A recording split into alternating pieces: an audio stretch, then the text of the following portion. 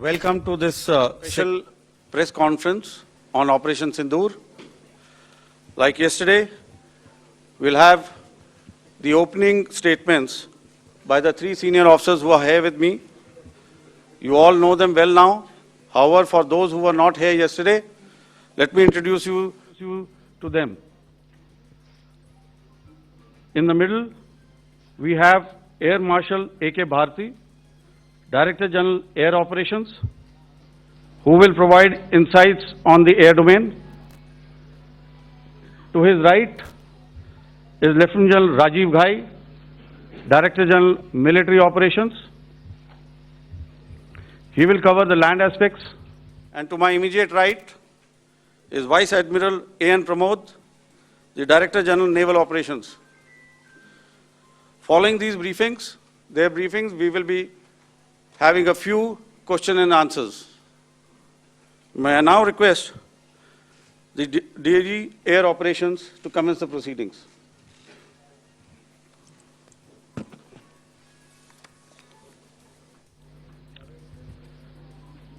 Good afternoon, ladies and gentlemen. Yesterday, we had a detailed brief on the successful joint operations that were carried out to destroy the terror infrastructure in Pakistan-occupied Jammu and Kashmir, as well as in Pakistan itself. We also iterated that our fight was with terrorists and their support infrastructure and not with Pakistan military.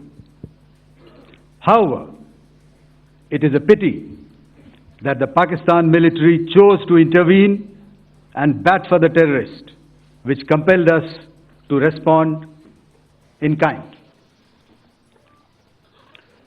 दोस्तों, हमारी लड़ाई आतंकवाद और आतंकवादियों के खिलाफ थी।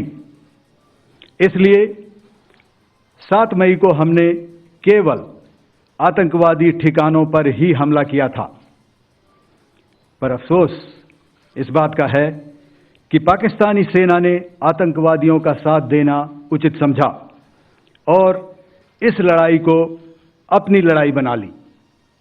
इस परिस्थिति में हमारी जवाबी कार्यवाही अत्यंत आवश्यक थी और इसमें उनका जो भी नुकसान हुआ, वे खुद इसके लिए जिम्मेदार हैं। हमारी तरफ से हमारी एयर डिफेंस सिस्टम्स देश के लिए दीवार की तरह खड़ी थी और इसको भेदना दुश्मन के लिए नामुमकिन था। This brings me to the point, how have Indian forces managed to minimize the damage to both civilian and military infra in the country, in spite of the unrelenting efforts by the Pakistani forces? Most of you and the majority populace within the country have had a lot to say about the layered and integrated air defense systems put in place by the Indian Armed Forces, which includes the assets of the Indian Army, the Indian Navy, in addition to the primary air defense assets of the Indian Air Force. As you all are well aware, this robust AD system comprises of a large variety of multi-layered AD sensors and weapon systems, from point defense weapons like the low-level air defense guns, shoulder-fired man-pads, and short-range surface-to-air missiles or SAMs, to area defense weapons like the air defense fighters and longer-range surface-to-air missiles within our inventory. Additionally, the numerous waves of drones and unmanned combat aerial vehicles employed by Pakistan were also thwarted by the indigenously developed soft and hard kill counter-US systems and the well-trained Indian air defense personnel. All this was brought together as an efficient and effective AD environment by the Integrated Air Command and Control System, or the ISCCS, of the Indian Air Force. which accords us the net-centric operational capability which is vital to modern days war fighting. While much has been said and written about the newer systems, I would like to place on record the performance and efficacy demonstrated by even the older battle-proven AD systems like the Pechora, the Osa AK and the LLAD guns in countering the Pakistani threat vectors in the current operations. They were all modern generations, but these battle-proven systems stood the test of time and took them on head-on. Another highlight has been the stellar performance of the indigenous air defense weapon system like the Akash system.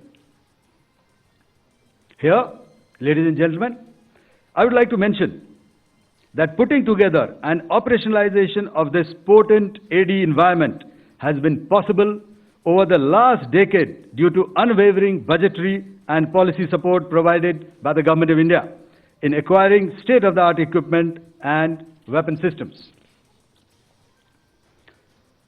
Some of the results achieved in countering the enemy threat vectors over the last week are now being shown on the screen. Shown on the screen is the probable enemy PL-15 missile, which is of Chinese origin. This missile has missed its target, and you can see the pieces now which are available with us. Another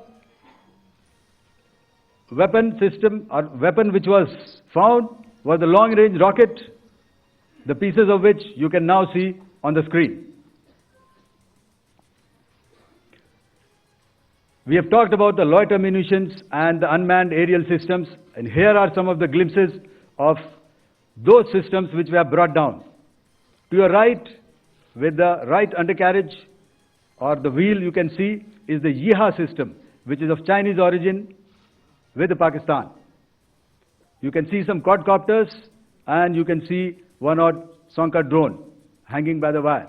All these have been brought down by our trained crew and air defense systems. As far as our offensive actions are concerned, yesterday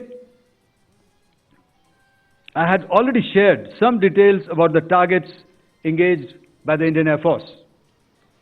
The composite picture of the Indian Air Force targeting so far is now shown on the screen.